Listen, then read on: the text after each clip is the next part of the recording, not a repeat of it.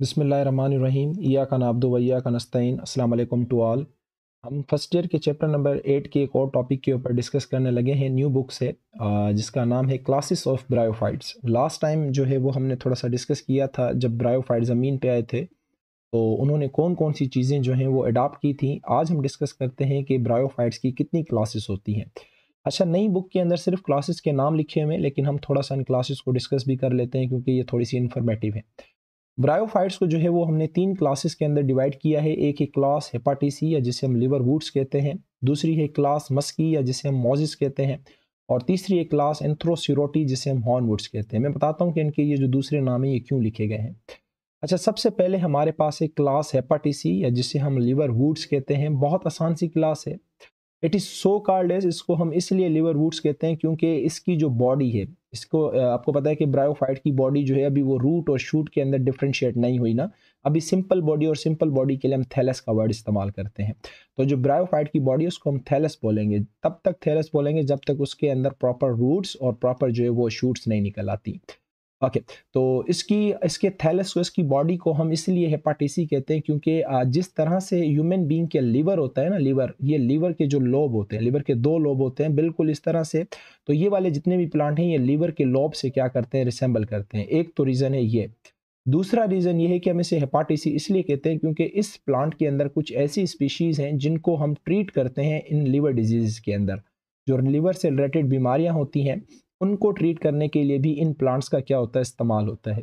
अच्छा, इनकी जो बॉडी होती है वो डोर्सो वेंट्रली डिफरेंशिएटेड होती है। भाई, डोर्सो वेंट्रली डिफरेंशिएटेड से क्या मुराद है कि अगर आप अलजी को देखो तो आपको पता नहीं चलेगा उसकी ऊपर वाली साइड कौन सी है, नीचे वाली साइड कौन सी है। ऊपर वाली साइड को डोर्सल साइड कहा जाता है, नीचे वाली साइड को वेंट्रल साइड कहा जाता है।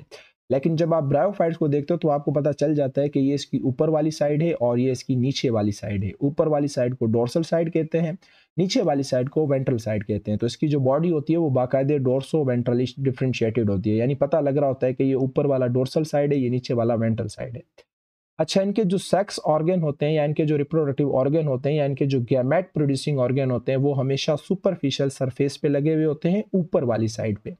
इस तरह से फॉर सपोज करो ये मेरे पास एक क्या है, हेपाटिसी क्लास का कोई एक प्लांट है, तो यहाँ से कुछ ब्रांचेस निकलेंगी। ठीक है, इस तरह से ये मेल है, मान लेते हैं कि ये मेल है, यहाँ पे मैं एम लिख देता हूँ, और मान लेते हैं कि ये हमारे पास क्या है, फीमेल है, तो यहाँ से भी कुछ ब्रांचेस निकलेंगी। अब ये जो ब्रांचेस फीमेल की निकली हैं इसे कहा जाता है आर्कियोगोनियोफोर्स, ये लिखा हुआ है आर्किगोनियोफोर्स। और जो मेल की निकलती हैं इन्हें कहा जाता है एंथ्रीडियोफोर्स, ये लिखा हुआ है। ठीक है, ये जो ब्रांचेस निकली हुई हैं मेल की एंथ्रीडियोफोर्स कहलाती हैं और फीमेल की क्या कहलाती हैं, आर्किगोनियोफोर्स कहलाती हैं। अब इन ब्रांचेस के ऊपर मेल का रिप्रोडक्टिव ऑर्गन लगा हुआ उसे हम क्या कहते हैं, एंथ्रीडियम कहते हैं। इस ब्रांच के ऊपर फीमेल का रिप्रोडक्टिव ऑर्गन लगा हुआ उसे हम क्या कहते हैं, आर्किगोनियम कहते हैं। तो बहुत आसान सी है, मैं नहीं समझता कहीं इसके अंदर कोई ऐसी अरबी फारसी है। तो हर प्लांट के अंदर ऐसा नहीं होता, डायरेक्ट उनके रिप्रोडक्टिव ऑर्गन लगे हुए होते हैं, लेकिन कुछ स्पीशीज ऐसी हैं जिनके अंदर ये ब्रांचेस लगी हुई होती है। मेल को एंथ्रीडियोफोर्स ब्रांचेस को और फीमेल को आर्किनियो फोर्स कहा जाता है, और इनके ऊपर इनके रिस्पेक्टिव जो है वो गैमेट प्रोड्यूसिंग या रिप्रोडक्टिव ऑर्गन आप बोल सकते हो लगे हुए होते हैं। मेल का एंथ्रीडियम होता है, फीमेल का आर्किगोनियम होता है। इसकी बहुत जो कॉमन एग्जाम्पल है हमारे पास वो रिका की है और मर्चेंटिया की है। कोई ज़रूरत नहीं है कि आप इसको याद रखें, जस्ट इतना याद रखें कि हेपाटिसी के अंदर जो है वो बॉडी डोर्सोवेंट्रली डिफरेंशिएटेड होती है। इसको हम हेपाटिसी क्यों कहते हैं और इसके जो रिप्रोडक्टिव ऑर्गन है इनके नाम आपको आने चाहिए। उसके बाद क्लास मस्की या जिसे हम दूसरा मोजिस कहते हैं, आपने याद रखना है this is the most familiar class of the bryophytes.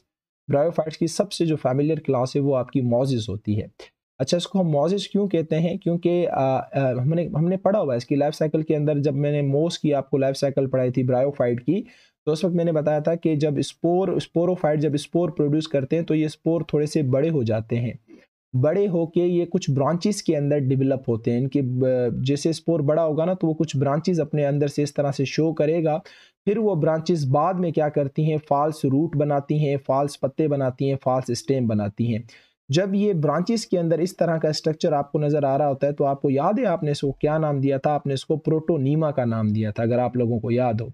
तो इस क्लास के अंदर एक ट्रांजिटरी प्रोस्टेट स्टेज, यानी कुछ देर के लिए एक स्टेज आता है जिसे प्रोटोनीमा कहा जाता है, जिसमें इसका स्पोर जो है वो ब्रांचेस शो करता है जो कि बाद में चल के आपको रिजोइड्स बना के देती हैं, नकली पत्ते बना के देती हैं और नकली आपको क्या बना के देती है, स्टेम बना के देती है। मतलब वेल डेवलप, नकली से मुराद वेल डेवलप नहीं होता। ये क्लास देखो थोड़ी सी एडवांस बन गई है। अगर आप लोगों ने मेरे पिछले लेक्चर पढ़े होंगे तो आपको ज़रूर पता चल गया होगा कि मैंने ये लफ्ज़ क्यों लिया है। इनका जो स्पोरोफाइट होता है वो फोटोसिंथेटिक सेल रखता है, जबकि हमने अब तक क्या पढ़ा है कि इसका जो डोमिनेंट फेस होता है ब्रायोफाइट का वो गेमेटोफाइट होता है, जो रिसेसिव फेस होता है वो स्पोरोफाइट होता है। और उसी के नीचे मैंने आपको बताया था कि इसका जो स्पोरोफाइट होता है वो गेमेटोफाइट के ऊपर डिपेंडेंट होता है, पैरासाइट होता है, कि अगर गेमेटोफाइट मर जाएगा तो स्पोरोफाइट की भी डेथ हो जाएगी। क्यों? क्योंकि स्पोरोफाइट के अंदर क्लोरोफिल या फोटोसिंथेटिक सेल नहीं होते। लेकिन ये वो क्लास है जिसके अंदर स्पोरोफाइट ने क्या किया है, फोटोसिंथेटिक सेल को डेवलप कर लिया है, यानी कि ये अब अपनी फोटोसिंथेसिस खुद से कर सकता है, आहिस्ता आहिस्ता एडवांस बन रहा है ना। तो यहाँ पे देखो जो इसका स्पोरोफाइट है वो फोटोसिंथेटिक सेल्स जो है अपने पास रख रहा है, तो इट मींस के इट कैन परफॉर्म फोटोसिंथेसिस। तो ये खुद जो है फोटोसिंथेसिस का प्रोसेस कर सकता है। इससे पिछली क्लास के अंदर जो था उसका स्पोरोफाइट वो फोटोसिंथेटिक नहीं था, सिर्फ उसका जो गैमेटोफाइट डोमिनेंट फेस है वो सिर्फ क्या था, फोटोसिंथेसिस करने की सलाहियत रखता था और उसके पास क्लोरोफिल था। इसकी क्लास के अंदर हमारे पास फनेरिया आता है और स्फेगनम आता है। ये दो प्लांट हैं, ज़रूरी नहीं है कि आप इसको याद रखें। अच्छा, हमारे पास जो तीसरी क्लास है वो है एंथ्रोसिरोटिया, जिसे हम हॉर्न वुड्स कहते हैं। ये सिमिलर है जिस तरह से हमारे पास लिवर वुड्स थे, हमने उनको इसलिए कहा था क्योंकि वो लिवर से रिसेंबल करते हैं। इसको हम हॉर्न वुड्स इसलिए कहते हैं क्योंकि इनका स्ट्रक्चर जो है वो हॉर्न्स की तरह होता है, जैसा कि आप यहाँ पे देख रहे हैं। ये कहता है कि इसका जो स्पोरोफाइट होता है वो बिल्कुल वेल डेवलप होता है, बाकायदे उसमें आपको स्टोमेटा मिलते हैं, अच्छे तरीके से उसमें आपको क्लोरोप्लास्ट नजर आएगा और इसके अंदर मेरिस्टेम सेल्स मिलते हैं। देखो बहुत एडवांस बन गए। जो पहली क्लास थी लिवर वुड वाली वो बहुत सिंपल थी। हमारे पास जो सेकंड क्लास थी मस्की, उसको हमने थोड़ा सा एडवांस बनाया, स्पोरोफाइट के अंदर सिर्फ फोटोसिंथेटिक सेल आए। अभी जो हमारे पास थर्ड क्लास है एंथ्रोसिरोटिया, जिसे हम हॉर्नवुड्स कहते हैं, ये इतनी एडवांस बन गई है कि इसके स्पोरोफाइट के अंदर बाकायदे आपको स्टोमेटा नजर आ रहा है, क्लोरोप्लास्ट या क्लोरोफिल नजर आ रहा है और पूरे के पूरे मेरिस्टेम सेल्स नजर आ रहे हैं। स्ट्रोमेटा उन पोर्स को कहा जाता है जहां से गैसेस मूव करती हैं, ट्रांसपायरेशन होती है। क्लोरोप्लास्ट के अंदर क्लोरोफिल होता है, फोटोसिंथेसिस का प्रोसेस होता है सारा का सारा। मेरिस्टेम सेल्स पहले भी बता चुका हूं, एक बार दोबारा बता देता हूं। ये वो सेल होते हैं जिनके अंदर एबिलिटी होती है कि ये डिवाइड हों और डिवाइड होने के बाद आपको नए सेल बना के दें, फिर उन नए सेलों से नए टिश्यू निकले। ऐसे सेलों को मेरिस्टेम सेल्स कहा जाता है। देखें, डिवाइड होने की एबिलिटी हर सेल के अंदर होती है, लेकिन वो डिवाइड होकर अपने ही जैसा सेल बनाता है। जैसे जाइलम का सेल है, वो डिवाइड होगा तो जाइलम के सेल ही बनाएगा ना।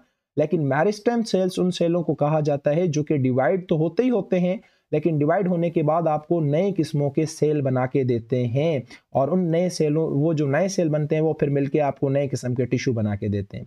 ये सेम इसी तरीके से जिस तरह से आपके बोन मेरो के अंदर स्टेम सेल जो होते हैं ना, स्टेम सेल, वो भी एक किस्म के समझो कि ऐसे सेल होते हैं जिन्हें हम हमारे ह्यूमन बीइंग के अंदर ये जो सेल है ना, जो नए सेल बनाते हैं, स्टेम सेल कहा जाता है। प्लांट के अंदर इन्हें मेरिस्टेम सेल्स। अब यही वो स्टेम सेल होते हैं बोन मेरो के अंदर जो आपको रेड ब्लड सेल भी बना के देते हैं, जो आपको व्हाइट ब्लड सेल भी बना के देते हैं। यानी देखो, स्टेम सेल के पास ये एबिलिटी है कि वो डिवाइड होकर हमें नए किस्मों के क्या बना के दे रहा है, सेल बना के दे रहा है। इस तरह से प्लांट के पास भी एबिलिटी होती है कि वो अपने सेलों को डिवाइड करे, नए सेल बनाए। किन सेलों के पास ये एबिलिटी होती है? मेरिस्टेम सेल्स के ऊपर। So due to these features, इन फीचर्स की वजह से स्पोरोफाइट जो है वो इसका सर्वाइव कर सकता है अगर गेमेटोफाइट जो है वो इसका मर जाए, अगर उसकी डेथ हो जाती है। हालांकि देखो, हमने पहले शुरू में क्या पढ़ा था कि अगर उसका गेमेटोफाइट मर जाता है, उसकी डेथ हो जाती है, तो उसका स्पोरोफाइट कभी भी सर्वाइव नहीं करेगा। लेकिन इसका स्पोरोफाइट एडवांस हो चुका है, अपने आप को अडॉप्ट कर चुका है, एनवायरनमेंट के अंदर एडजस्ट कर चुका है, तो ये सर्वाइव कर सकता है। तो मुझे उम्मीद है कि ये तीनों क्लासें आप लोगों के लिए इन्फॉर्मेटिव होगी, आप लोगों ने बहुत कुछ इसके अंदर सीखा होगा। छोटी सी इसकी इंपॉर्टेंस है, मैं कहता हूँ कि वो भी हम इसी टॉपिक के अंदर पढ़ दें, ताकि जो है नेक्स्ट क्लास से हम बिल्कुल एक नई चीज़ की तरफ बढ़े। अच्छा, इंपॉर्टेंस ब्रायोफाइट की क्या है कि ये हमारे इकोसिस्टम को जो है वो मेंटेन रखता है, क्योंकि ये न्यूट्रिएंट्स की रिसाइकलिंग करता है, कार्बन डाइऑक्साइड लेता है, ऑक्सीजन छोड़ता है, पूरा इकोसिस्टम बना के रखता है। उसके अलावा हम इसको लिवर की डिजीज़ के अंदर इस्तेमाल कर सकते हैं। एक मर्चेंटिया प्लांट है जिसको हमने किया भी है। उसके अलावा लिवर बीमारियों के अलावा हम इसको फीवर के अंदर एंटीपायरेटिक तौर इस्तेमाल कर सकते हैं। नमूनिया, लंग्स वगैरह की जो प्रॉब्लम होती है उसमें, ल्यूकीमिया जो कि ब्लड WBC का कैंसर होता है, उसके अंदर भी हम इन प्लांट्स को इस्तेमाल कर सकते हैं।